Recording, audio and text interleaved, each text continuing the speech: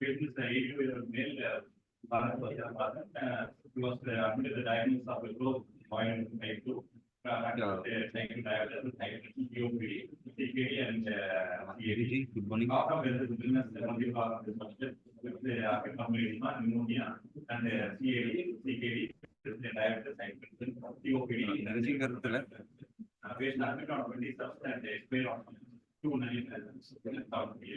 and for positive things are all okay obtained at the right time. There's no solvable therapy and civil and diseases. And few queries are few mistakes are facing diabetic life insurance. The chart is not made in the execution and DNS kind of other than that. None of the same case in the next two not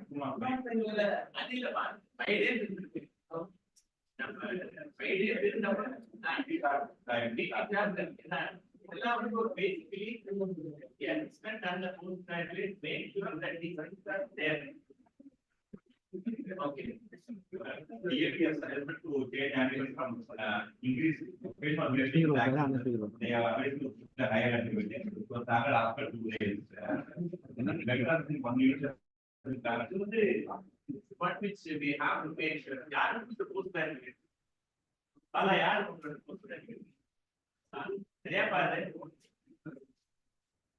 is it not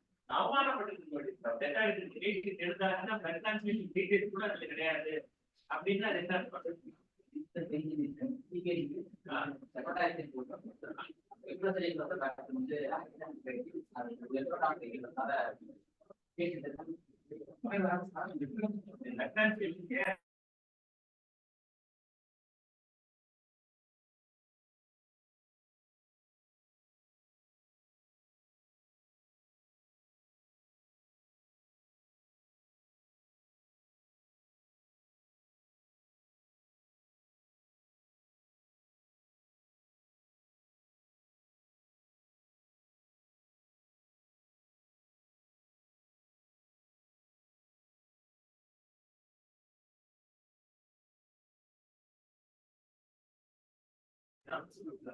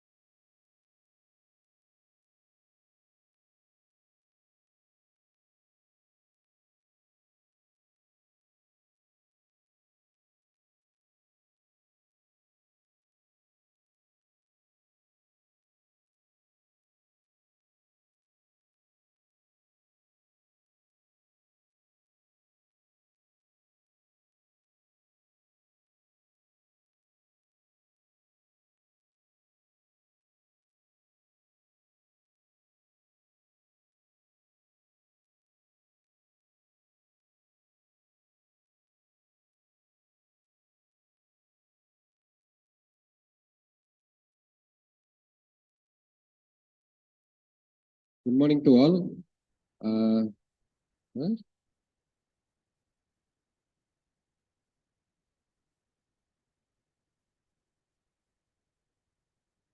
on behalf of Institute of Orthopedics and Traumatology, I welcome you all, online and offline faculties and delegates. This is the 14th ROCC meeting, which is being conducted successfully. And today, on behalf of our Director, Institute of Orthopedics, I welcome Professor Dr. Ram Prasad, today special invitee for this ROCC program. I welcome you, sir. And I think we will start the program now. Already we are in shorter time. Okay.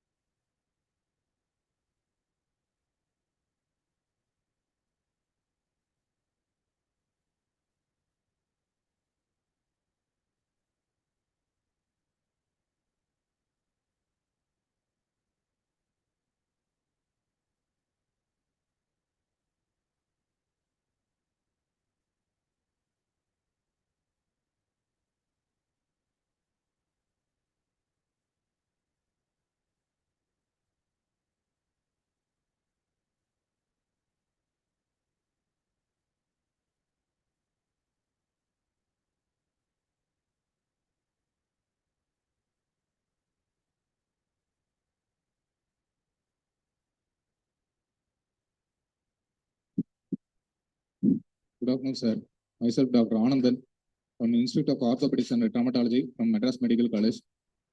A 56 years old male, Mr. Balasubramaniam, coming from Kalakurchi, he is a daily labor by occupation. Came to our hospital with the chief complaints of pain over left hip for past 9 months and difficulty in walking for past 6 months. The patient was apparently normal 9 months back. Then he had a history of fall from height and had a sustained injury to his left hip. It's a closed type of injury. Immediately after the injury, patient was unable to stand on his affected limb.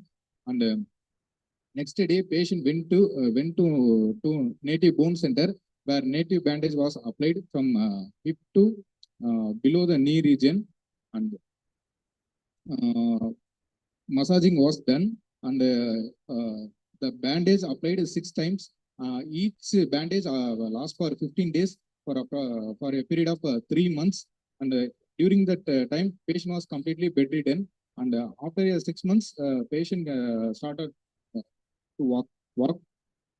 Now patient came to our hospital with complaints of pain, which is sudden in onset, non-progressive, intermittent, and moderate in nature, dull aching type of pain, aggravated by walking and relieved by taking rest and medications. There is no history of radiating or referred pain, no history of night pain or night cries. Complaints of difficulty in walking for past 6 months, associated with limping and pain. It's aided walking, and patient can walk up to 100 meter, and further walking is restricted by severe pain. His daily activities like squatting is he can do squatting, but not fully, and there is a history of inability to do sitting cross-legged, cycling, climbing upstairs and downstairs. There is a no history of fever, no history of chronic cough with expectoration, no history of loss of weight and the loss of appetite, no history of evening rise of temperature. There is no history of small joint or multiple joint pains, no history of early morning stiffness, no history of any skin rashes over the body, no history of altered bowel habits, no history of burning micturition, no history of redness of eyes, no history of spontaneous joint swelling, no history of past COVID admission in past history. Patient is known case of diabetes for past 16 years, taking anti-diabetic drugs. Other than that, there is no significant past history, no significant family history, and there is no history of any contact with the tuberculosis. Personal history: patient is occasional alcoholic, not a smoker, taking a mixed diet. Treatment history: there is no history of any previous surgery, and no history of any chronic drug intake. Summary: left hip pathology due to post-traumatic sequelae.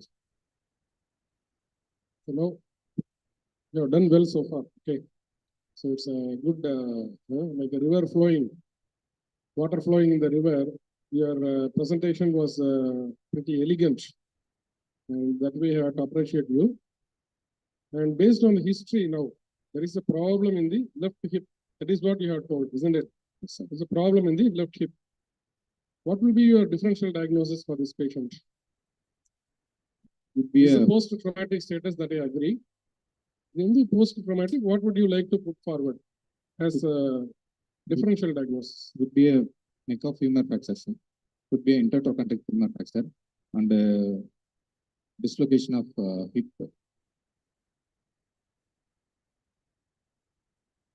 So you want to restrict yourself with this diagnosis, or you want to some more differential diagnosis you would like to offer? You have told intertrochanteric fracture, and then Neck of femur fracture. Neck of femur, and then dislocation of hip. Any other diagnosis is possible in the left hip due to trauma? Acetabulum fracture. Yes, so there may be a acetabulum fracture, there may be a head of femur fracture. Anything is possible. You have to be broad-minded when you are, with the history alone, you are thinking about diagnosis. Means you have to be encompass all these things in your mind. It may be a central dislocation because it was a fall from height, isn't it? It was not a trivial injury, it's just a tripping and falling down on the floor. He fell from the height. What height? 6 feet. 6 feet height is a substantial height only, significant. So in that case, you can think of acetabular fracture, central dislocation. All these things are possible. So with this in mind only, you have to proceed with your examination. Now, in your history, you also asked about history of this early morning stiffness, psoriatic arthritis, and all these things. So your history was roaming around this arthritis area, isn't it? I want Now, to what is the significance of asking this history in your trauma patient. Is there any significance? Significant, sir, but I want to rule out the other causes of hip pathology also. There's no significance, you mean to say? I want to rule out the inflammatory Suppose there's pathology. a patient with psoriatic arthritis and he falls from height. Okay, for example, let us take he is having a neck of femur fracture. Now, will there be any change in your plan of management? Suppose the patient is around 65. Okay, will there be any change of your management? Yes. If there is an arthritis, what will you do? If there is no arthritis, what will you do? In a patient, a 65 years old patient with a neck of femur fracture, presenting a few months later like this. Both take a MRI, sir. First take a X-ray, then I will take a MRI, sir. No, what I want to say is, when there is an arthritis component is there, your plan may not be hemiarthroplasty. Am I correct or not? So that way, that thing is significant. So it's coexisting arthritis in a patient with a traumatic pathology, that the plan of management will be different. This is what we are expecting from you. Okay. So always it is relevant to ask the history related to arthritis. Whatever list of diseases you have ruled out based on your history for arthritis, that you have to include in your trauma case also. That is what I'm trying to say. The reason is this. If there is an erosion on the acetabular side also, your plan of management may not be a hemiarthroplasty. Then you'll have to naturally go to total hip replacement only. So that way it is significant. Okay. Thank you.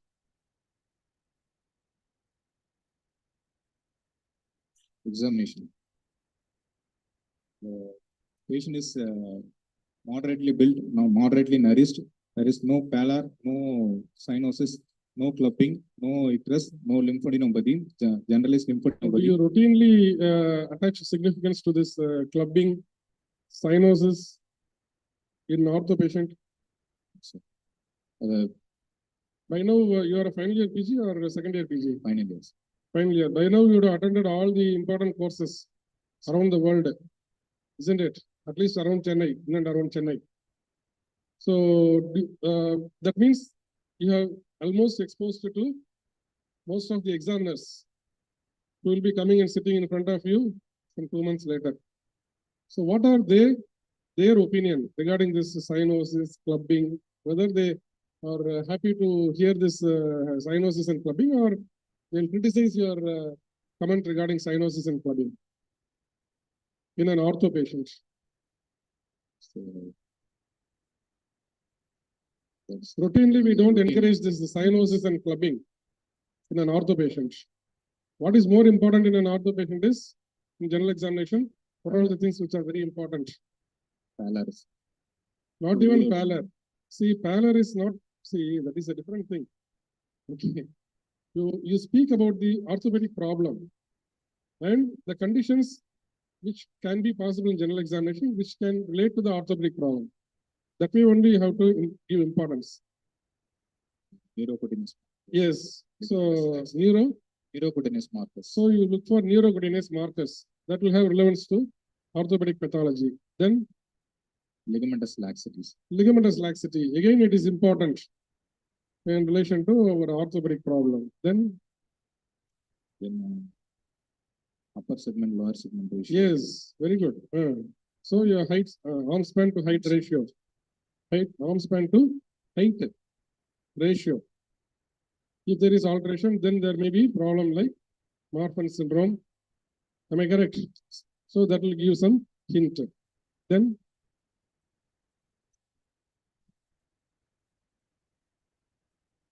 chest circumference. Chest circumference you can see. So all these things will be relevant to orthopedic pathology.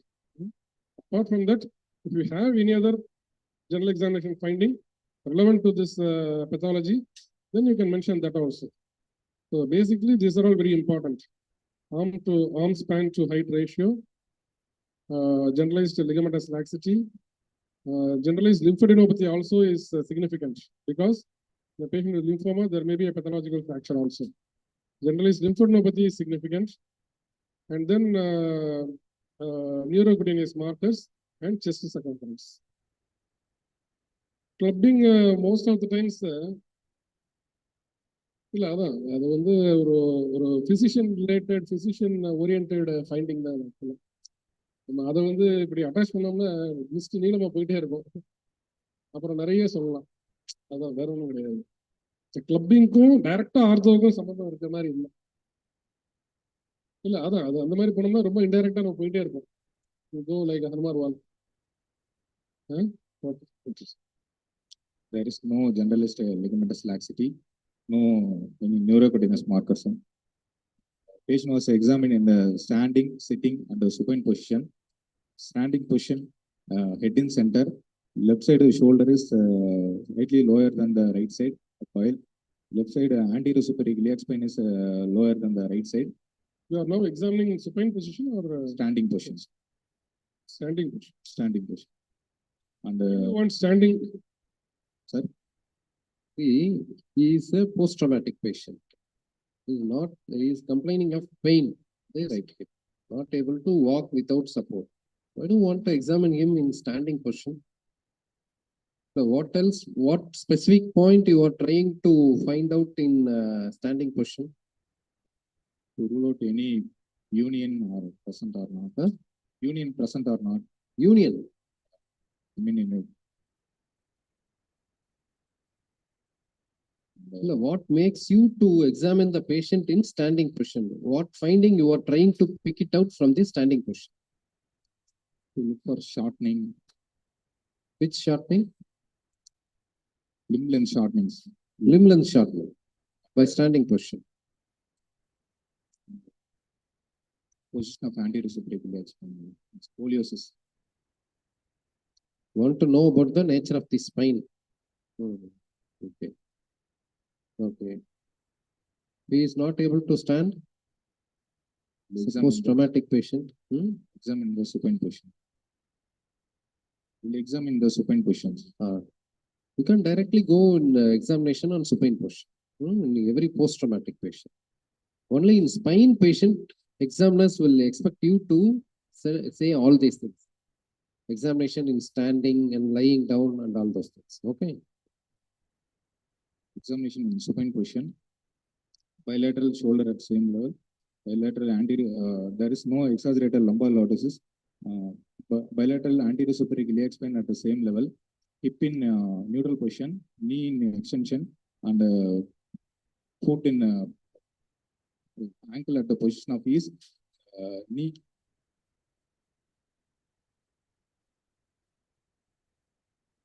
Left knee is more externally rotated than the right knee. There is no obvious deformity. Shortening present in the left lower limb. Muscle wasting present in the thigh and leg segments. Inspection of the. So you said that what is it? Externally rotated. How did you find out that it is externally rotated? Looking at the pedal of position. Okay, what happens to the patella now? The pedal of facing the wall of the.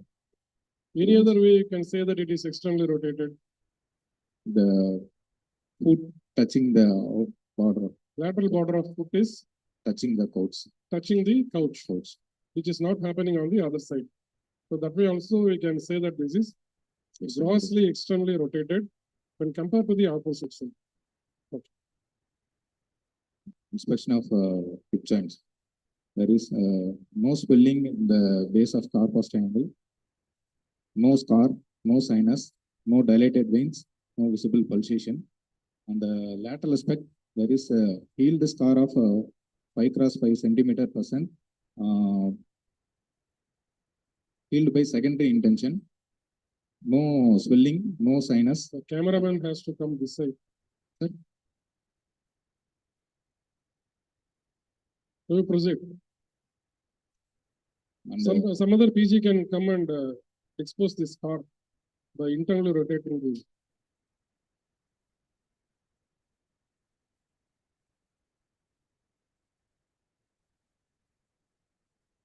Okay, now the scar is visible. filled by secondary intention. There is no sinus, no swelling. The greater trochanter is not visible in the inspection.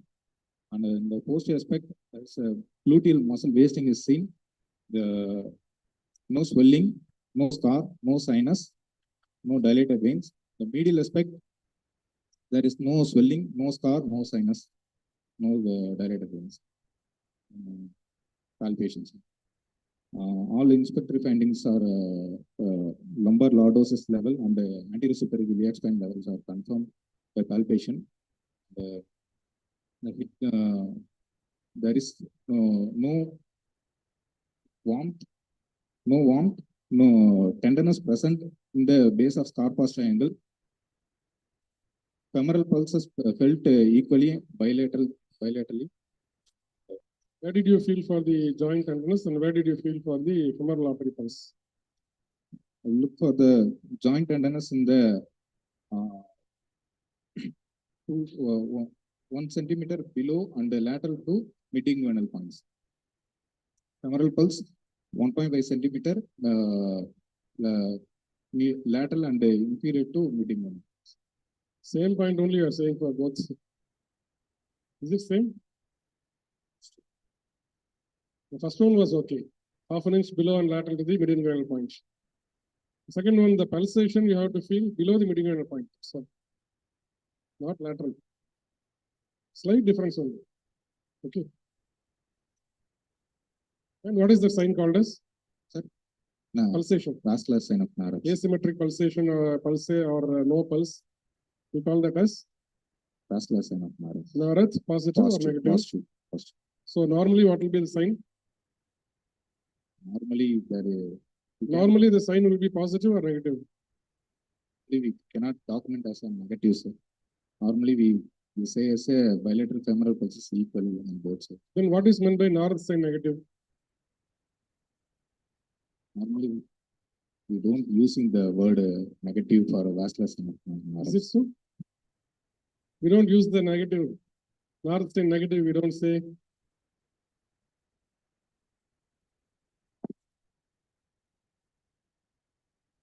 I don't know, but universally, we either call it as positive or negative, Narach sign. That is how the examiners expect, but I don't know, somebody has.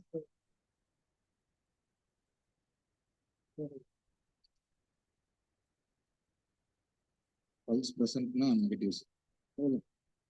So remember this, based on the examiner's thing, mood you can tell them. Okay. Greater trochanter on a lateral side felt to be migrated proximally and there is no tenderness, no pertrochanteric tenderness, bitrochanteric tenderness present. The surface of the greater trochanter is smooth, no broadening, no thickening. In the posterior aspect, there is posterior joint tenderness is present. 1 minute. You said broadening, you said thickening. What is the difference between these two? Broadening means we look for the anteroposterior diameter of the greater trochanter. Thickening, we looking for the surface of the thickening. It's, okay.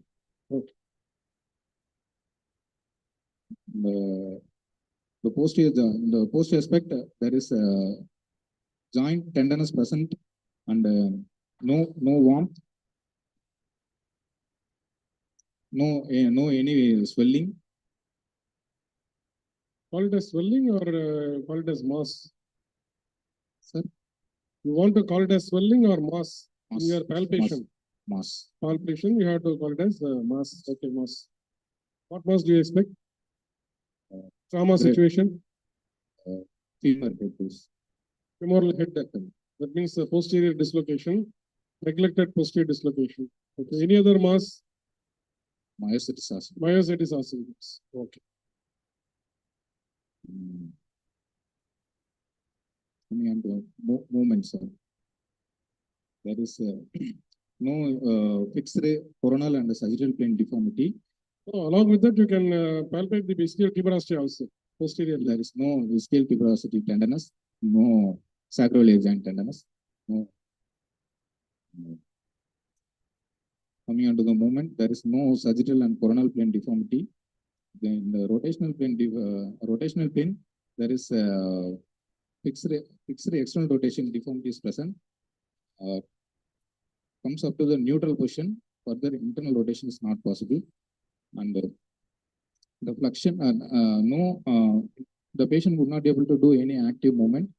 The passively Now, where are you now? Palpation or movements? movements. You have come to the movements. Okay. The flexion up to 110 degree is possible. Further movement is restricted by painful and pain and muscle spasm. Extension is 20 degrees possible. Further movement is restricted by pain and muscle spasm. Abduction 20 degrees possible. Further movement is restricted by pain and muscle spasm. Adduction 40 degrees possible. Further movement is pain and muscle restricted by pain and muscle spasm. External rotation in extension up to 80 degrees possible, and in flexion 80 degrees possible. Further movement restricted with pain and muscle spasm, and measurements External rotation. not possible because there is fixed external rotation. What is the fixed external rotation deformity? Sir, it How much comes is up the to fixed- neutral position, sir, but further internal rotation is not possible. Okay. Can you demonstrate that for us? Sir? The rotation moments, can you demonstrate? Yes, sir.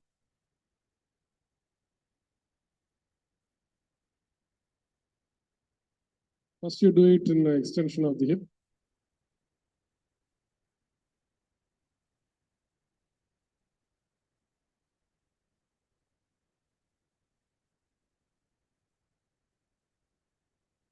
Cameraman, you can focus just down. Your camera should come down. You should show both the legs together. ரெண்டு காலையும் காமிச்சிருங்க. ரெண்டு காலையும் காமிங்க. Okay. The internal rotation of 15 degrees presence.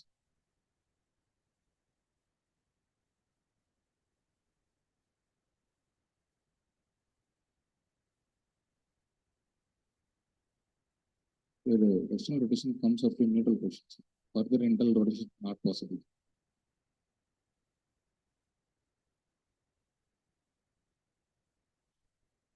Hip inflection, external rotation up to 45 degrees possible.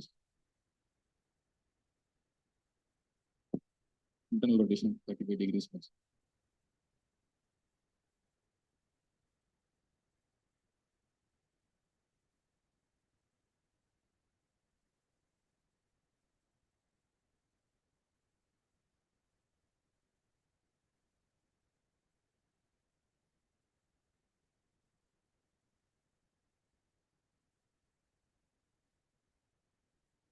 கொஞ்சம்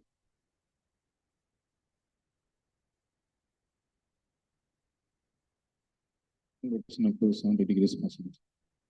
How much? 70 degrees. Now you are doing external rotation or internal rotation? External rotation. How much is it? 70 degrees. In prone position, it comes So up to 45 on the right side, now 70 on the left side. this. Really is this 70?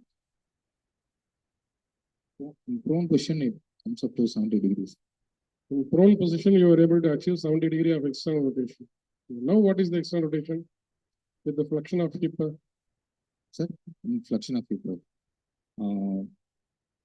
to 60 degrees possible. Okay. What about internal rotation?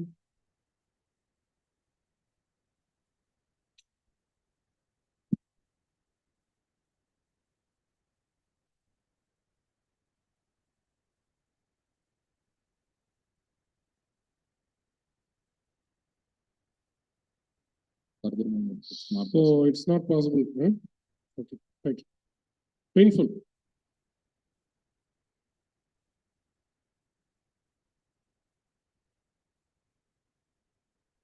Measurements. The apparent measurement, there is a 1.5 centimeter shortening present in the left lower limb. The true measurement, there is a 1.5 centimeter shortening present in the thigh segment. But in Bryan's triangle, there is 1.5 centimeter shortening present in the supratrochanteric region, and 1.5 centimeter wasting present in the thigh segment, and 1 centimeter wasting present in the leg segment.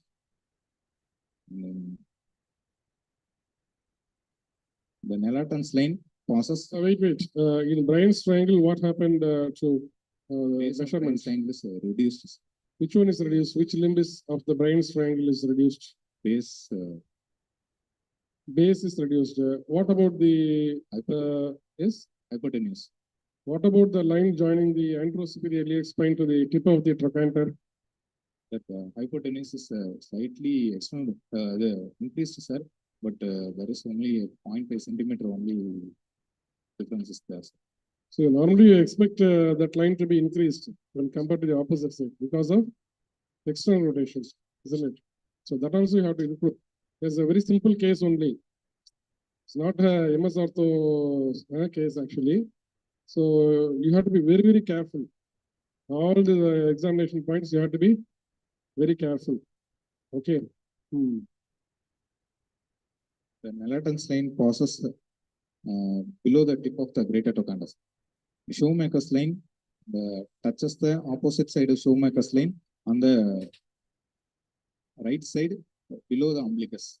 The Nelaton's line passes below the trochanter. Trochanteric tip is above the Nelaton's line. Okay. Just mention like this. Tip of the trochanter is above the Nelaton's line. Nelaton's line cannot move this way and that way.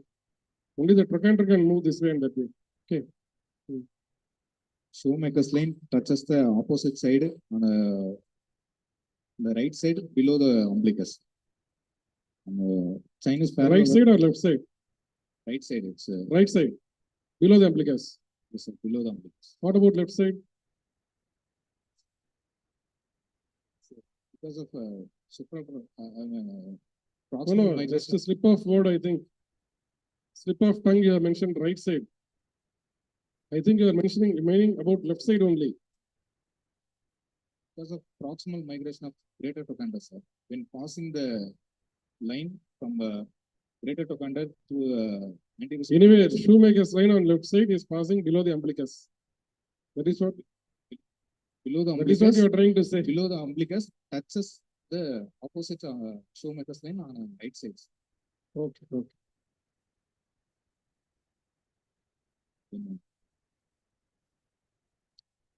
The Chinese parallelogram is converging on the left side. Special tests. Telescopic test is positive. Okay. Positive, sir. The Crandall test. Can you demonstrate the telescopic test? Yes, sir. Because that is the only test which is significant positive in this patient.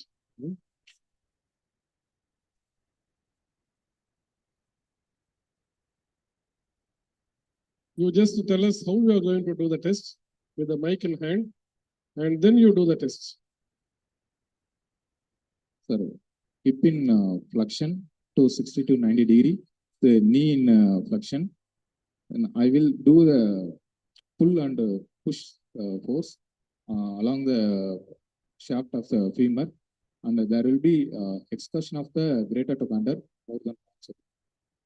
So you mean to say that you will flex the hip?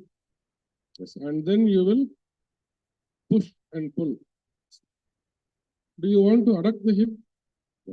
Adduct 10 degrees. Oh, so you have to flex and also you have to adduct, and then you have to push and pull, isn't it?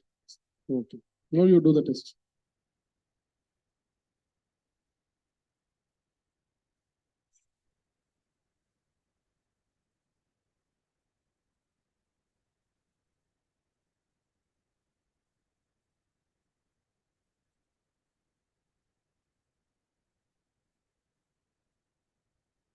You need not aim for 90-degree flexion. 30 to 40-degree flexion is enough because patient may suffer pain.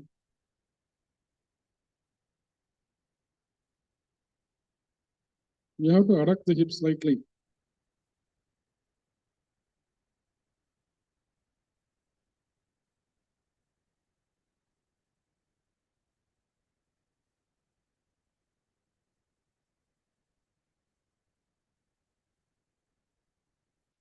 You are pushing or pulling or doing both? Then you show push and then you show pull. Okay. Now what is your observation? Moving. Okay. Now you do the pull. While pulling, what is your thumb doing there? You are stabilizing or not? Because when you are pulling, the patient is coming along with you. You have to stabilize, and your index and thumb, middle finger should palpate the trochanter to assess the movement. Now you do the push. During push, you need not pressurize the anterospheric spine. While during pulling, you have to stabilize the anterospheric spine, and you have to palpate the trochanter simultaneously.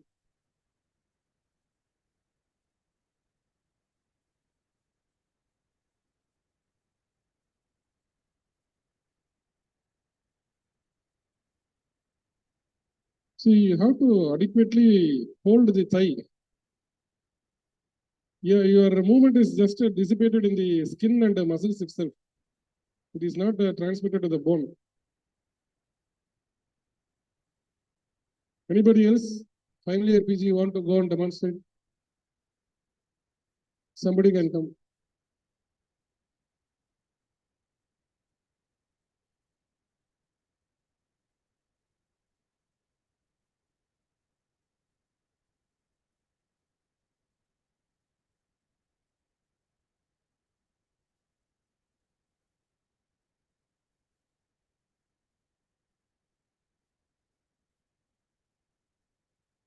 Okay.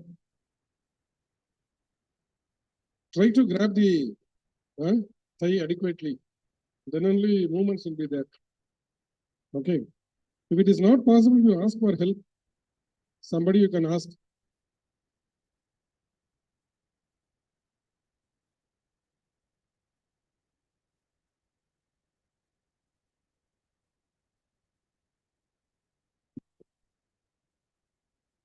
Rendellenberg test is unable to perform, sir. Patient would not be able to stand on the affected limbs. Assistant Rendelbergs also could not be performed. Yes.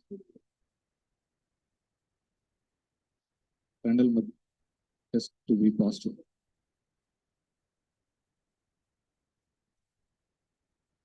Sign.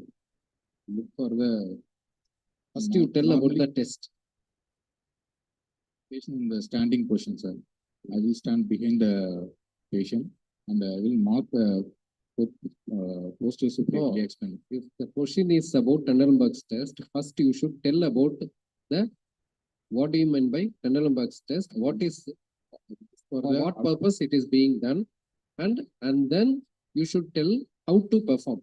I will look for the abductor mechanism of the hips. It includes the fulcrum, lever arm, and the abductor muscles. Intactness of the abductor mechanism. Okay. Components? The fulcrum, lever arm, and the abductor muscles. And power. Fulcrum, lever arm, and power. Okay. Adequacy of the three. Okay. How will you do? Make the patient to stand. And first I will ask the patient to stand on the normal limbs. With the knee flexion, hip flexion, knee flexion, and the foot off the ground. And I will see for a period of 30 seconds. And I will look for the whether the pelvis is dropping down or not. Usually in normal pelvis, the pelvis remains at the same levels. Normal pelvis, the contralateral pelvis remains at the same affected, level. unaffected. Use the word affected, unaffected. The unaffected Not other side, contralateral the side. affected side will be remain at the same levels. Patient will be standing on the affected side. Affected side, like Standing on the unaffected side. Unaffected side. Okay. Affected side will be on the same levels. In Trendelenburg's test, you will ask the patient to stand on the unaffected side. First, I will ask the patient to stand on the unaffected side, sir. Okay. Then I will do renal blood test on the affected side. Okay, Then in the affected side, there is any defect in the abductor mechanism, the pelvis will drop down, sir, on the control levels. which side pelvis will drop? The opposite, I mean, unaffected side will drop down, sir. If the patient is standing on the affected side. Okay? Okay. What do you mean by assisted renal bugs? The patient is unable to stand, unable to perform the renal number test. I will ask the patient to hold put the the upper limb in my both shoulder or forearms. Then again I will ask the patient to stand on the affected limb, sir. During the time I will look for the pelvis level.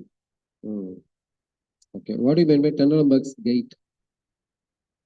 During the patient walks, there is while in the patient is standing on the affected limb, the opposite pelvis drops down and the body lurches towards the affected side. Body lurches towards affected side. Shoulder?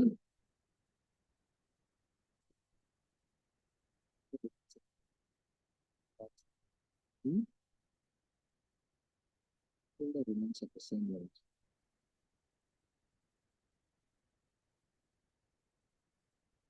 Side. You are making the patient to shoulder- stand on the affected side. Okay. Now what he's asking is, suppose the opposite side pelvis will drop down. That is one finding. If the opposite pelvis is not dropping down, the patient may adopt some other method to avoid dropping the pelvis on the opposite side. So what is that method? Patient starts to lurching on the Swaying. The patient will sway on the same side. So the shoulder will come this side downwards.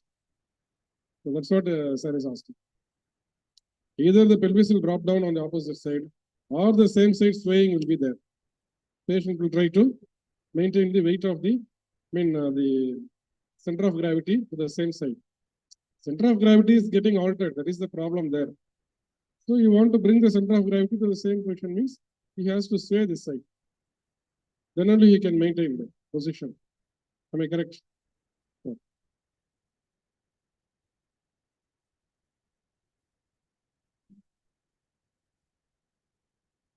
Okay, gait is antalgic gait, you said. Huh? What about the gait? patient is walking with the walker, sir. I would not be able to assess the gaits. There is no lymphadenopathy. There is no chest expansion is normal. No sacroiliac joint tenderness. Sober's test and modified Sober's test are negative. Where do you want to see Schober's test, modified Schober's test? Patient in the standing position, sir. I will mark the No. Where do you want to see Schober's test? to look for the any stiff spine. Do you routinely do Schober's and modified Schober's in these patients? If you have some problem in the spine, that's okay, accepted. Otherwise, you will only waste time by doing Schober's test because it will take some 10 minutes to do that, isn't it? So it's a waste of time doing Schober's test in this patient. There is no distal neurovascular test. Diagnosis. Anatomical diagnosis, unstable hips. Pathological diagnosis, non-union neck of. What is your anatomical diagnosis? Unstable hips. Unstable hip. Which is at right side? Left side. Okay, Unstable left hip side. of left Complete side. your diagnosis, sir. Unstable hip, left hip. Unstable hip, left side. Pathological diagnosis, non-union neck of femur, left side. So now how do you say that it is non-union and how do you say that it is neck of femur fraction? The time since injury is 9 months, sir. So more than 3 months, non-unions. And there is limb is more externally rotated, shortening is present, sir. And the telescopic twist is possible, sir. So my diagnosis Suppose I am saying it is a trochanteric fracture which has not united. trochanterus here, and there is no irregularity and no broadening. Can it be a basic cervical fracture?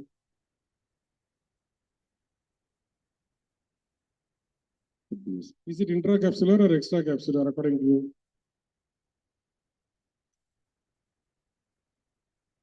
Intracapsular. No, according to you, it is extracapsular. It's intracapsular. Intracapsular. Any one only you can say. Intracapsular or extracapsular? Intracapsular. Intracapsular. Then how will you attribute this much of external rotation? So normally what will happen in a patient with the intracapsular fracture? The intracapsular fracture External rotation will be less or more? less, sir. Less. So in this patient, almost the lateral border is touching the pouch.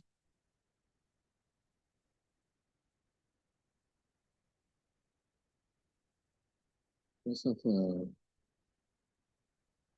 patient was immobilized for a period of 3 months, sir. So there would be a contracture of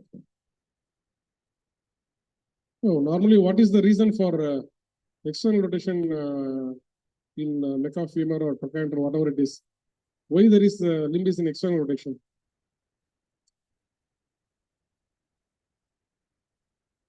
external Why not rotators. internal rotation? External rotators. External rotators, what happens?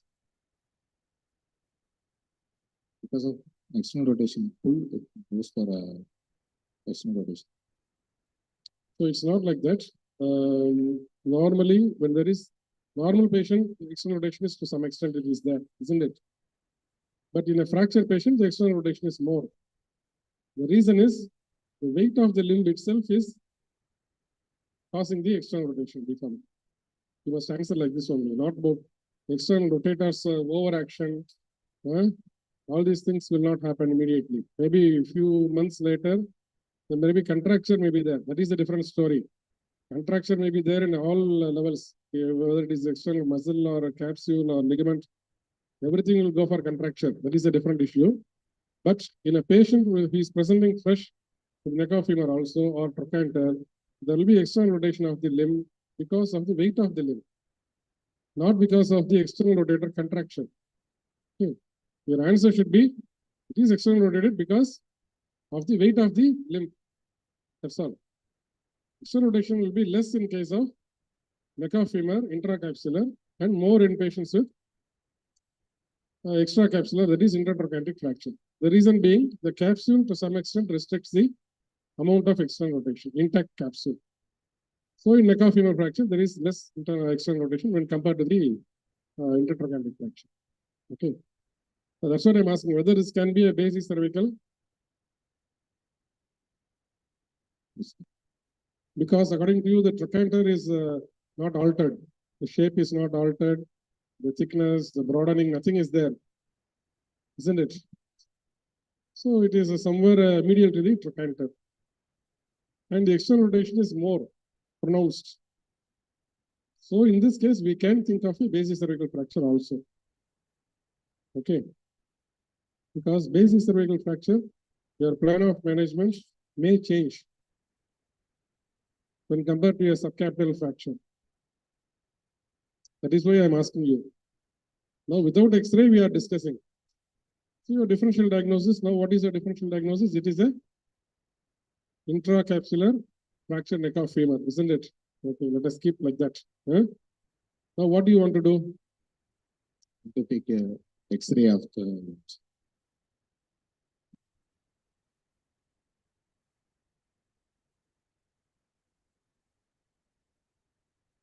Yes, read the X-ray.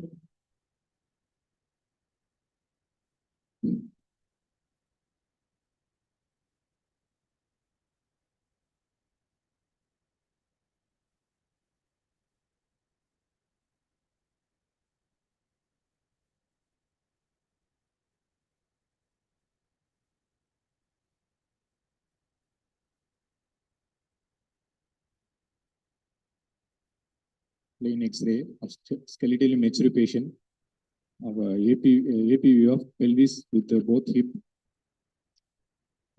Showing the good alignment of X-ray. There is no generalized osteopenia. The osteopenia present in the greater trochanter and the proximal femur of the left side, and there is neck of femur fracture present in the left side. Break in the Shenton's line. The greater trochanter proximally migrated.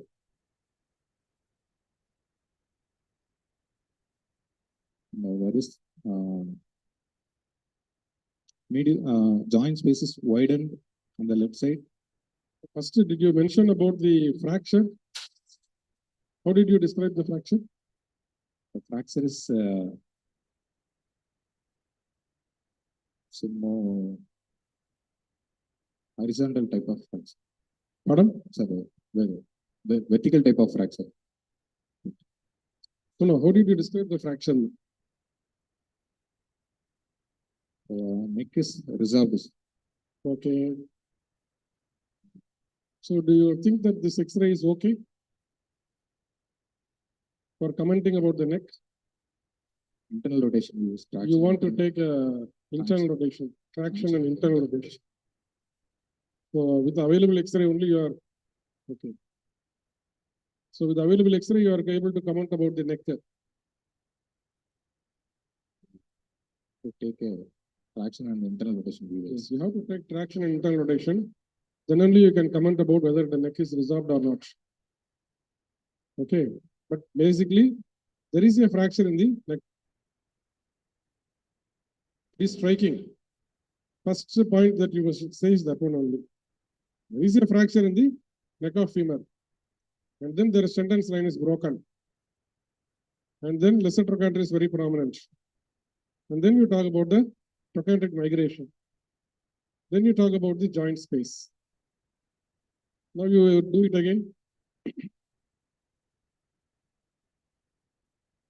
Plain X-ray of the APV showing skeletally mature patients of pelvis with a hip. There is showing the fracture of neck of femur, the left side. There is a break in the Shenton's line. The lesser trochanter is prominent, and there is the widening of the joint space in the left side. What happened to the head of the femur? The sphericity is maintained. What happened to the radio density of the head of the femur? Sir? Radio density of the head of femur. So That is also Same okay. same as the Yes, that is also okay. Because the posterior wall of acetabulum is coming and overlapping. That is causing the confusion for you. But as it is, the head of femur looks normal only in this patient. Okay, but as you said, there is diffuse osteopenia noted in the proximal femur. That is okay. That is your thing is correct. Okay. Now, how will you proceed? want to give a painless, stable, mobile hip sir. So we'll go for a total hip replacement for this. So, how did you decide that you want to do total hip replacement? Considering the age of the patient, What is the age? 56. Okay.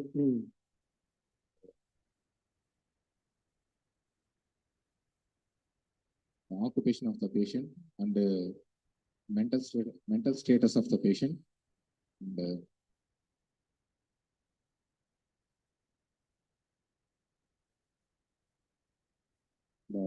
bone appearance of the main X-rays. Suppose I say that the neck is adequate, the head is vascularized, and the patient wants his native hip. Patient Wants native hip. He doesn't want your replacement arthroplasty, which is going to last only for 15 years. He wants to will go do- and do all the labor work.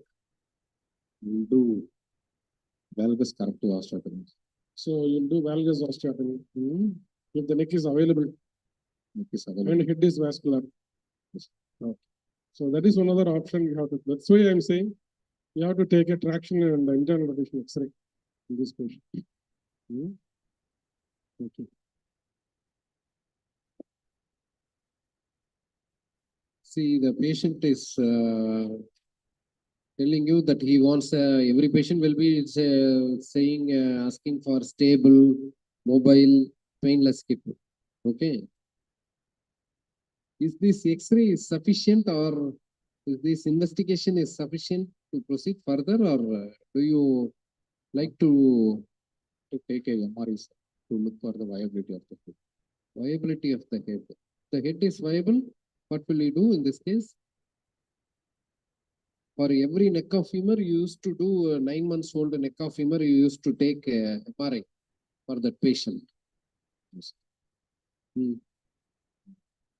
This is 9 months old, no? Yes, sir, 9 months old. For 9 months old neck of femur, will you order for MRI? Actually not.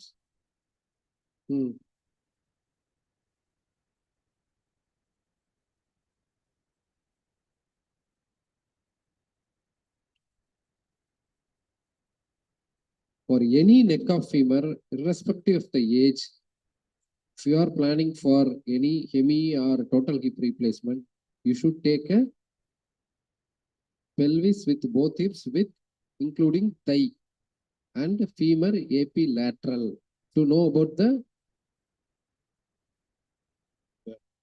cortex density and cortex whether- density. That here itself you can see the cortical density. Then for any fracture in the distal aspect. fracture in the femur. With that fracture, will he be able to walk like this?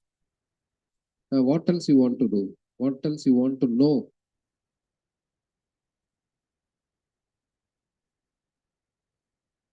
Two points. Cortical density. Article density தான் சொல்லிட்டியா? Type of femur, dors, and then bowing, anterior bowing. These are the 2 points. And anterior bowing, you will be held up without knowing the anterior bowing. We are going in and we are reaming. You may fracture the femur, or else the patient may develop pain, thigh pain, anterior thigh pain. Okay. We should know about the bowing of the femur also. Okay. And then the type of femur, proximal femur. After knowing that, what precaution you will take while doing surgery? According to that, I will choose the implant. What implant? What is the difference in choosing the implant? There is If it is a type 1, type 1. type A, 1 and B, I Type will A, go for a cemented, uncemented total hip replacement. Type C, I will go for a cemented prosthesis. Is that the thing you will plan? Type C cement. Either cemented or uncemented, you will plan perioperatively. You should order for both, for every cases, for your any surgery, any replacement doing. If you are going to do any replacement, you should be get ready for both cemented and uncemented. Anything can happen on the table. The most important thing is you should be get ready. You should be get ready for reaming of the femur. Okay. Any, if possible, better to get it flexible reamer, or else at least a rigid reamer. You should be having that thing. Otherwise, it will be very difficult for you to insert the stem in type A. Okay. And if it is a bowed femur, what precaution you will take? Is flexible reamers. Flexible. Okay. Since this is this is a neck of femur non-union. It's a straightforward case. Usually they keep it for D ortho, not for MS ortho. The examiners may not prefer this patient for MS ortho. But if there is no other go, then the whole of discussion will be around the total hip replacement, the implants, the designs, and then the type of femur, proximal femur, the acetabular dysplasia, all these things they will keep on asking. Even after the hemiarthroplasty, the rehabilitation also they'll ask regarding the sexual life, how to adopt the positions, all these things they'll ask. So in a neck of femur fracture, you have to be prepared for bombardments in that aspect. Not regarding your movements, measurements. These are all very simple in neck of femur. So the the treatment aspect will be gaining importance in these patients. There are high chances of success. We are having neck of femur, chances of failure is more in exam. Okay, that is the vice versa. Okay, okay, okay. I have done a nice presentation. Congratulations. All the best. Anandan. Anandan, very good. You have done a good job. Okay, thanks. Next patient.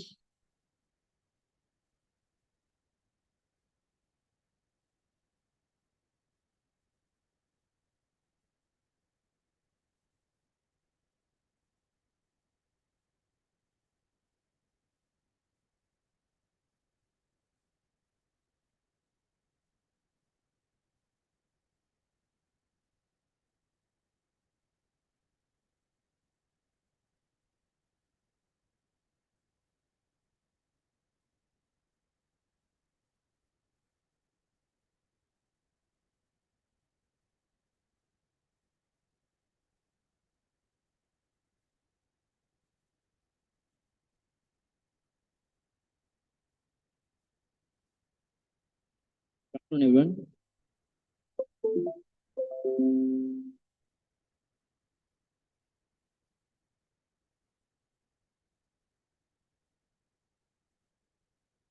Dr. Sasikmar. I thought he's going to present. Okay, it's all right. What's your name? Dr. Sasikmar, sir. Person a case on elbow, sir. 30-year-old What is your female. diagnosis? Post-traumatic stiffness with probably due to maluniting radial head or neck fracture with fixed flexion deformity of 20 degree without neurovascular deficit, without neurovascular complications. We start with your history. History, sir. 30-year-old female with came with complaints of who's a daily wage by occupation, coming from Vellore, came with chief complaints of stiffness of right elbow for the past 3 months. Patient came with complaints of difficulty in using right upper limb for the past 3 months. History of presenting illness. Patient was apparently normal 3 months back, after which she sustained an injury by fall on outstretched hand, and after which patient was not able to move the right elbow, and she was taken to nearby private hospital on the same day, where immobilization of the right elbow was done in the form of plaster of Paris from upper third of arm to below the level of wrist. The patient was followed up for in every 2 weeks interval, and POP was applied.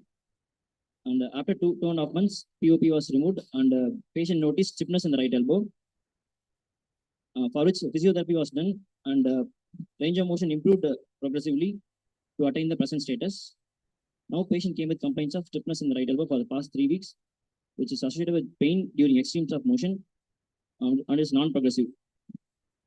Patient came now has complaints of difficulty in using right upper limb for daily activities of day-to-day living, like combing hair and wearing clothes or having food, and no complaints of numbness or no complaints of weakness, no history of fever, no history of loss of appetite, loss of weight, and no history of evening rise of temperature. There's no significant past or family history. And on general examination, patient is moderately built and nourished. No signs of generalized ligamentous laxity, no neurocutaneous markers, and arm span versus height ratio is normal. Upper segment, lower segment ratio is normal. Coming to attitude, What is their height? 57, What is their 157 height? centimeters. Height. Sir? What is their height? 157 centimeters. 157. Just I wanted to counter check. You said height, arm span ratio is normal. Okay, just like that, you cannot say that. You have to measure and then tell. In exam also same thing. Whatever you have not done, don't project as if you have done. Because a simple question will drag you into the 157 சொல்றான் measure பண்ணா தெரிஞ்சிடும். Okay, right. Attitude, I'll make the patient to stand in anatomical position, sir. I'll make the patient stand. Female PG, can you please measure her height with your inch tape? Again, we'll counter check. Attitude, bilateral shoulder at same level, arm by the side of the body, and forearm in semi-prone position, wrist and fingers at the position of ease. There is muscle wasting present in the arm segment, forearm segment, and also thenar and hypothenar wasting is present. There is no obvious limb length discrepancy. There is a flexion deformity of the right elbow. Inspection of the right elbow. In the anterior aspect, there is no scar swelling, sinus, or dilated veins or visible pulsations. On the lateral aspect, there is no visible swelling. In the lateral aspect, there is no visible swelling, scar, sinus, or dilated veins. There is no abnormal bony prominence. In the posterior aspect, there is no scar swelling or no abnormal bony prominence. On the medial aspect, there is no scar swelling, no dilated veins, or no abnormal bony prominence.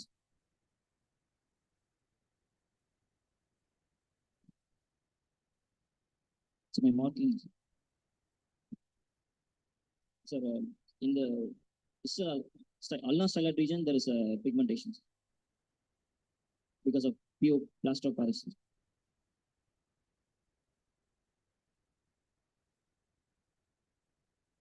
This one, sir.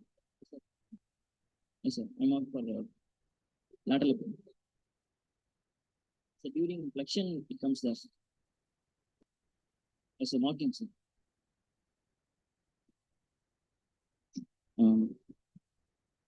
Usually you mark like a cross. You made it round, circle. Okay. Inspection on the posterior aspect, there is no abnormal bony prominence, no visible scar, sinus, or swelling. Inspection on the medial aspect, there is no scar, swelling, or no abnormal bony prominence, no dilated veins. And coming to palpation, inspective findings are confirmed. It is not warm. In the anterior aspect, it is not warm. Tenderness present over the lateral aspect. No, inspection, what did you tell about the posterior aspect? Sir? Posterior aspect. Posterior aspect, What was your inspectory finding? there's no positive findings, sir. Bony prominence are normal, sir. Triceps tendon is normal, looking normal. Is there any effusion? No. How do you say there is no effusion? By inspecting on the paraoblique fossa, there's no effusion, sir. What did you look for in the paraoblique fossa? Usually there will be obliteration. There will be Obliteration. So that you must mention. So there is no fullness in the paraoblique fossa. There is no obliteration of the fossa. That you must mention. Okay. Just like that, you cannot say normal. Okay. Coming to palpation on the anterior aspect, inspective findings are confirmed. It is not warm. Tenderness present over the lateral aspect, and coming to the lateral aspect of palpation. No, wait. You have come to palpation now. Palpation. Okay, start with the first thing, finding in palpation. Anterior aspect, it is not, inspective findings are confirmed, and it is not warm. Tenderness present over the lateral aspect, sir, in the cubital fossa. Tenderness is over the lateral aspect. Diffuse tenderness over the lateral aspect in the cubital fossa. Okay. And coming to the lateral aspect, on palpation, there is no palpable mass in the anterior aspect. And there is no palpable mass in the lateral aspect in the unconscious triangle region. There is tenderness over the radiocapsular joint. There is a crepitus over the radiocapsular joint, and the radial head irregularity is found. How did you find radial head irregularity? Keeping the elbow in flexion and pronating and supinating the forearms. By looking for bony prominence, just anterior and distal to the lateral epicondyles. Can you demonstrate that? Sir? Can you demonstrate how did you check for the radial head? Yes, sir.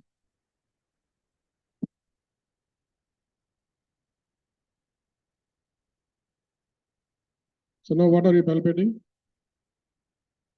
Lateral condyle. Okay, then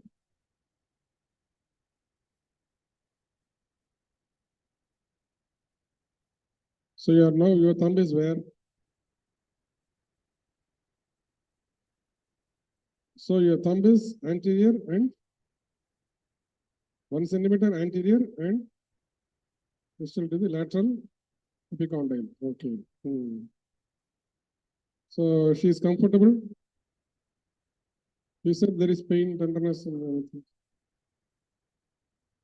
Are you able to pronate and supinate?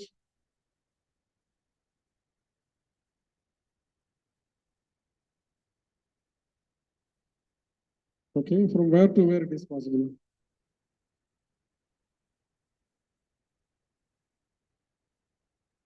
Can you repeat? Can you demonstrate that?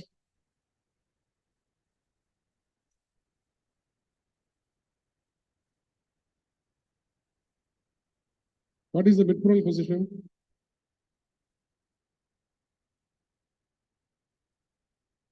Okay, from there, is it possible to supinate? No, is it possible to supinate from mid-prone position or not? It is not possible. Okay, leave it. Don't force it. Minimal la கிடையாதுப்பா. You have to quantify. Minimal like that, maybe, obvious, like that you should not say. You should quantify. So if there is no supination from mid-prone, just leave it. Whatever pronation is there, you mentioned. And you have palpated for the radial head now, right? Okay, how is it? Painful or not? It's painful. It is painful. And your movements, you said, your pronation and supination movements, is it increasing the pain? Extremes of motion only, it is pain is increased. Okay. During normal motion, available motion is not painful. So you said the radial head is abnormal in shape. Were you able to palpate the radial head shape? Moving, feel some irregularities.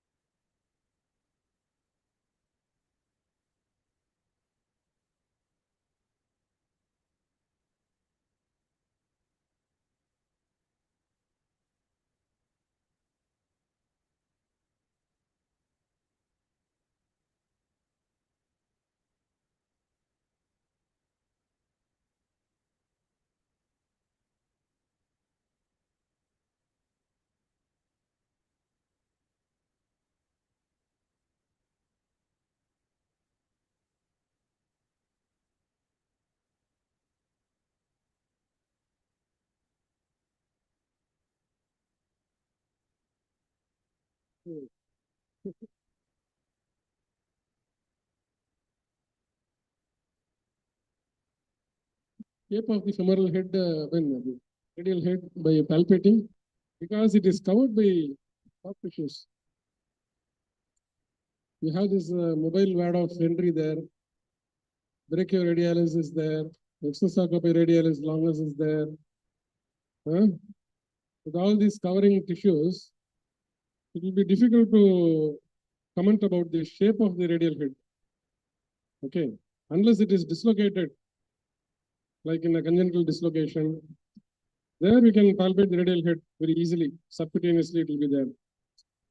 But in patients with this type of injury, which is where the radial head is already deep inside and muscles are covering, it will not be possible to comment about the shape. Okay, I'm able to palpate the radial head.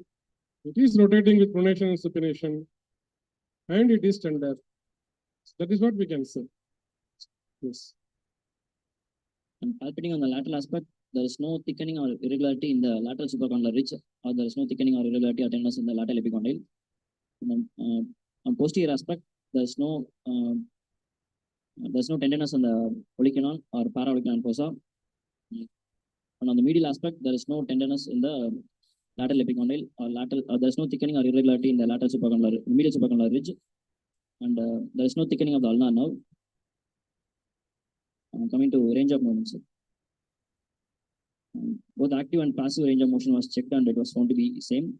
And there is a fixed flexion deformity of at the elbow at 30 degree. Further flexion up to 100 degrees possible. And supination was Whether restricted. the flexion range is comparable to the opposite side, So, whether the same No, sir. flexion range, it is degrees, sir. The how arc much? is 30 degrees, sir. So in this side, you said how much? 100 degrees, sir. 100 Yes, degrees. sir. Opposite That side side, 130 degrees possible. 130. Okay. And supination is restricted and It should be pronation. more than 130. Should be around 150. Okay. So Supination, flexion from FFD of 30 degrees, further range of how much? further range till 100 degrees possible, sir. No, further range of 70 degree. Further range of 70 degrees. Total is 0 to 100. But 0 to 30, already there is no movement. From 30, further range of 70 degrees possible. All right. Yes, sir. And supination is restricted and pronation 80 degrees possible, sir. Coming to measurements, there is no limb discrepancy, both in arm and forearm segments, sir. And in palpation, I missed 3-point relation, sir. There is no alteration in the 3-point relation in flexion. It is equal on both sides, sir, compared to both sides. And the measurement, there is. How did you check for 3-point relation? Can you demonstrate?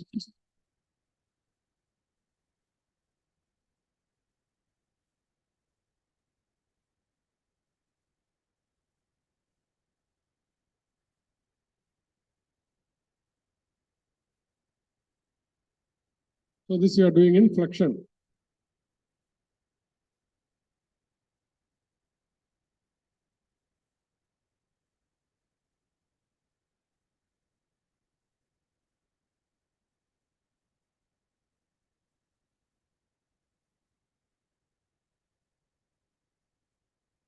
So what you're doing is you're bringing the normal side also to the same level of flexion as it is in the pathological side. Okay. So according to you, the 3-point relation is maintained. Maintains. What is the normal relation? It's a scalene triangle, sir. Scalene triangle. When will it get all?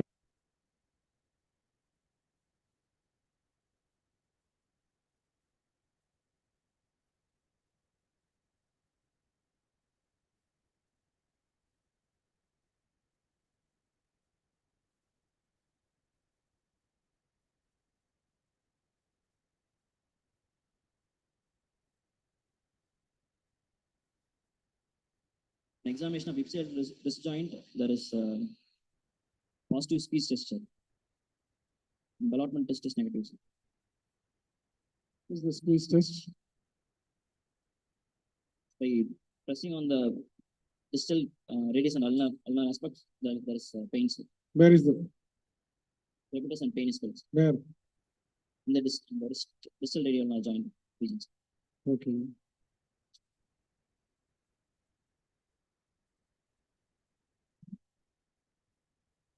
Diagnosis. Diagnosis is post-traumatic. No distal neurovascular There's no deficit. distal deficit, no regional lymphadenopathy. Okay. Hmm. It's now equal on both sides. Shimon, I didn't say punching. I said it is equal on both sides. Diagnosis, post-traumatic stiff elbow, probably due to malunited radial head or radial neck. Stiff elbow means, what do you mean by stiff elbow? There is so much of movement is there. It's around 30 to 100 degree. What is that? So much of movement is there. Then how is it called as stiff elbow? Hmm. Post-traumatic. Okay. Post-traumatic sequelae, probably due to malunited radial head. Wait. Before going to pathological diagnosis, you tell us about what is the problem there in your diagnosis. See, there is post-traumatic sequelae with a fixed flexion deformity of 30 degrees. And what? That is very, very important. Okay. The forearm is also fixed in mid-prone position. Further pronation is there. No supination is there.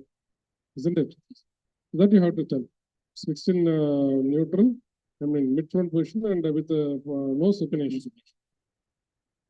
Probably due to what? Now you tell the pathological diagnosis. Malunited radial head or radial neck fractures. Okay.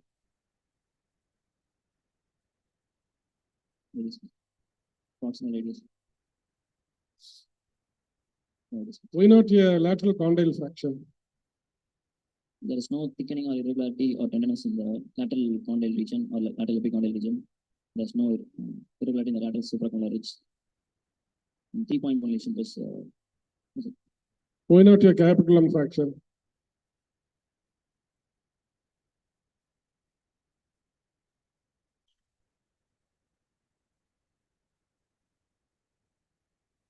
Can be, maybe.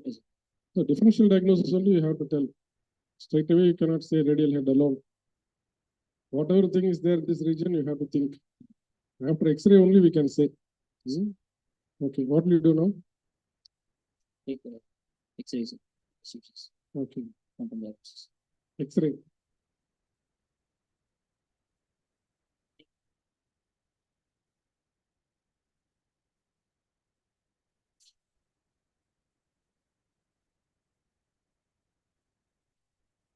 Female PG, please, can you check the height of the patient?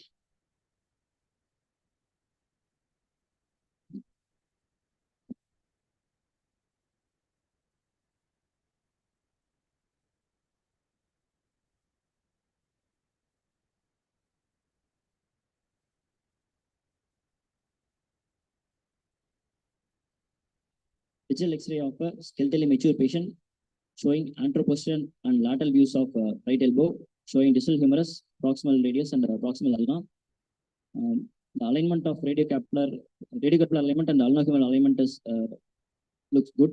There's no subluxation, and there is a free fragment in the anterior aspect of the elbow, probably from the radial head.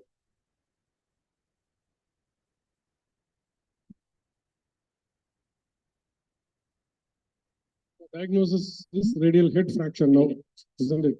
Okay, next what do you want to do? With a displaced fragment. With the displaced fragment, anteriorly displaced fragments is there. Okay, next what do you want to do? அதான் அடுத்த slide இருக்கேங்க. என்ன slide? ஒண்ணுமே தெரியாத மாதிரியே CT. Post the CT pictures.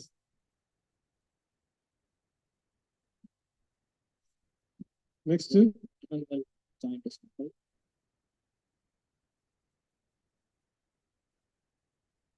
Radiocapular joint is simple. Next.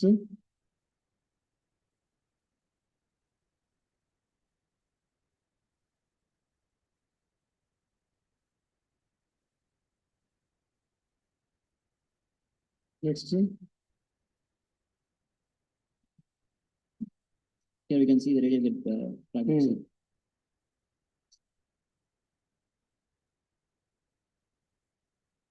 Next. disclaimer சொல்லிக்கணும். It's normal. So, Oh, yes. Here what you are able to see. so I can see the radial head articulating with the lesser sigmoid apollo, and there is a defect in the radial head, sir. Yes. Part of the radial head is not there. Okay, so half of the radial head is intact. Yes.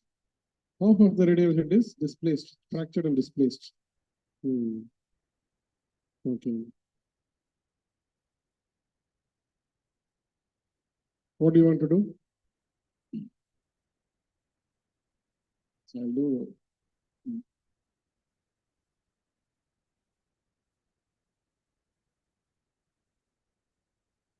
maybe the fracture fragment can maybe the cause for resection, sir. Or extra capsular cause like fracture fragment or adhesion, or extra capsular adhesion may be the reason, sir. Fracture fragment, Fracture fragment or extra capsular adhesion, sir. extracapsular adhesion. You mean to say it's a contracture. Capsular fracture fragment இருக்குன்னா you should have restricted flexion தானே. I'm asking it why she is having restricted supination. Did she underwent any native treatment? No, sir. No native treatment.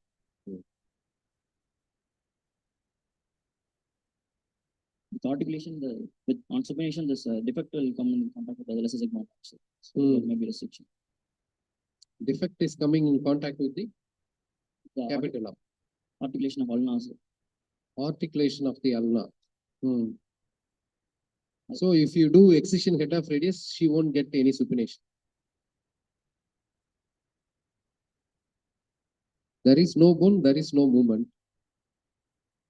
That's what you mean to say. There is irregularity, there will be restriction. And since there is irregularity, there may be restriction. Restriction. Okay. What will you do? The arthrolysis of elbow joint. Huh? Arthrolysis of elbow joints. Arthrolysis. Sir. Ah. And if the pre-fragment is causing any restriction to the movement, I'll remove the pre-fragments. According to your statement, if you remove that free fragment, she won't get that supination. அதான் நான் சொன்னேன். Defect இருக்கு, அதனால வந்துட்டு movement வரல, அதான் supination வரலன்னு நினைக்கிறேன். You are planning to remove the free fragment. நீங்க அந்த free fragment இதுக்கப்புறம் ஃபிக்ஸ் பண்ண முடியாது, நாள் ஆயிடுச்சு. எக்ஸிஷன் பண்ணல, ஹெட் அப்படியே வச்சுக்கிறேன், free fragment மட்டும் எடுத்துடுறேன். Will the patient will regain that supination? Due to arthrolysis, it may be possible. Because of the stiffness, he is having restricted supination, not because of the fragment. Okay. What will happen if you left it alone? Stiffness may increase. How? So there is a pre-fragment and even after removing that fragment, you have to advise the patient to do active physio.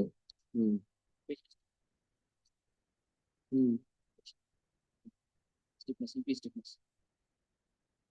Increasing stiffness.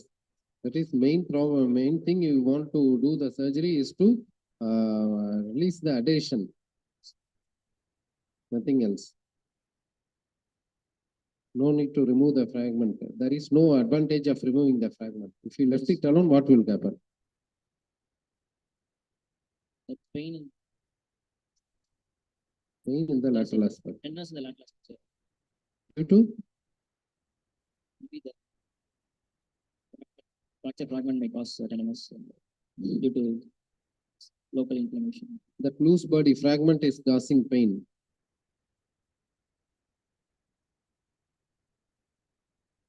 What complication you will expect in this case?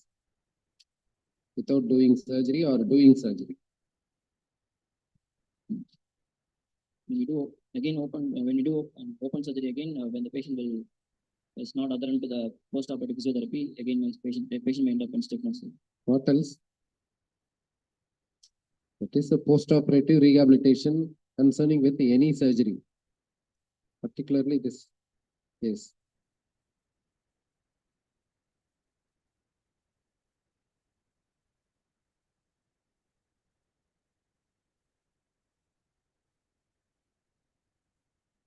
Suppose for me, for this patient under anesthesia, we try to mobilize and then we just open and do the capsular release.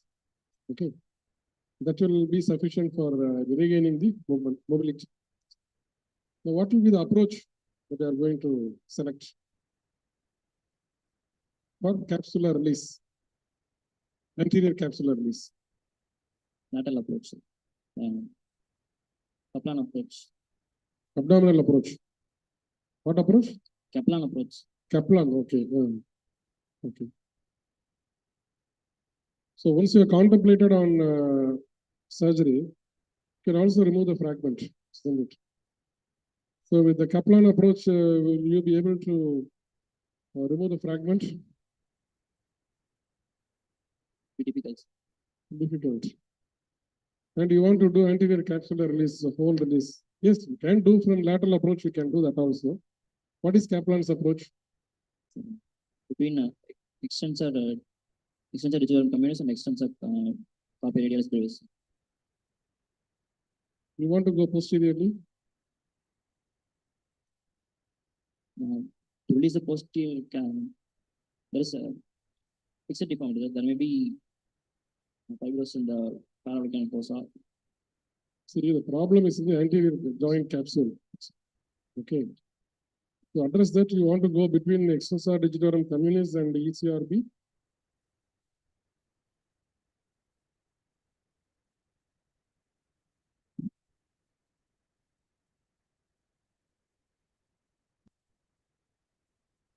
What is the approach between extensor digitorum communis and ECRB called as? What is Thompson's approach?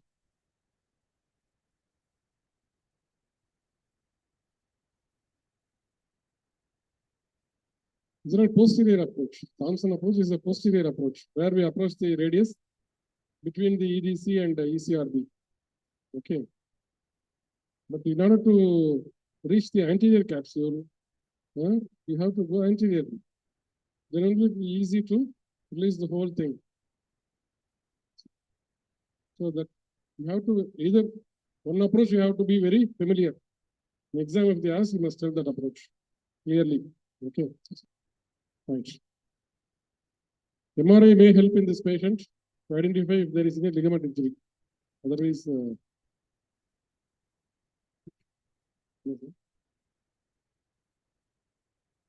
any doubts? Because as a young patient, it may cause valgus instability. It may cause valgus instability when this fiction is done. There is some range of motion, supination, pronation. That is articulating with the radiocapsular articulation is available. Radiocapsular articulation is good, sir. And it is acting as a valgus restraint. Okay. If the radial cut involvement is less than 1/3, you can excise the fragment. If it is more than It's more than 1/3. 2/3, more than 1/3, you have to excise the end of radius. And if it is if the patient is very young, you have to think about radial head replacement to avoid valgus instability. Okay. Can you fix that fragment in this case? It's difficult. Why? Difficult to find the fragment and it is maybe necrotic. You should know after opening only, you can know which part of the head is fractured, and whether it is in the safe arc or not. Then only you should plan for fixation. Okay. Better to excise the fragment. You are not satisfied with the head availability of the head, circumference of the head, You can even do excision head of radius. She is a female patient who is not going to lift any weight or something like that. She is not a sports individual to get that valgus instability. You need not expect valgus instability in each and every patient. A lot of patients are doing well with the excision head of radius. What complication you will expect in operating in this patient? Routinely, you will encounter posterior intraosseous nerve. Apart from that, in this particular patient, the two fracture fragment lying there for quite long time and you are exploring it and you are excising the fracture fragment. You have to clear all the bony pieces and myositis. You have to clear it out. All the bony fragments and related periosteum with those things. Should give a thorough wash. Okay. Shanmugha, you want to add any more thing? Satish? Objection overruled. So Sasikumar, you have done well. And your colleague is not there to answer my question. What was the height? Anyway, she is not going to let you down. What was the height? Very good. Either be correct or she is bolstering his her colleague. Really? Very good. So you have done a good job. Thanks.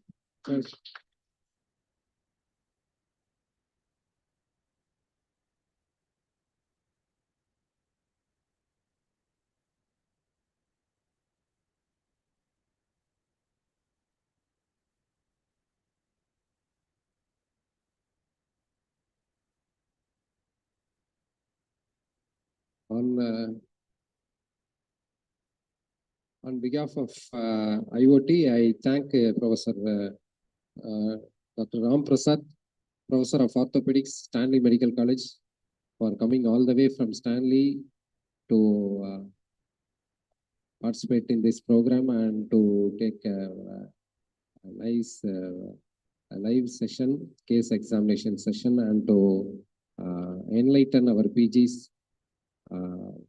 He's a very good academician and is an old alumni of MMC.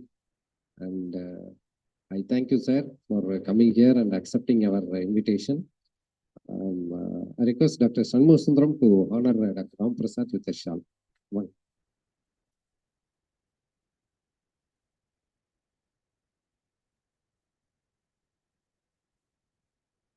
Following the tradition of Mailuhan and Natarajan, usually doesn't like all this honoring, writing all these things in scientific sessions. He usually used to say, scientific session should start with science.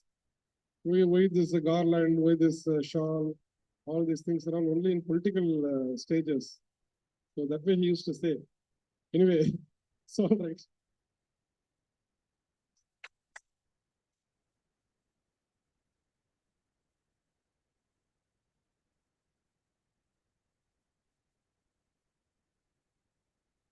Thank you all. I request all of you to join the lunch.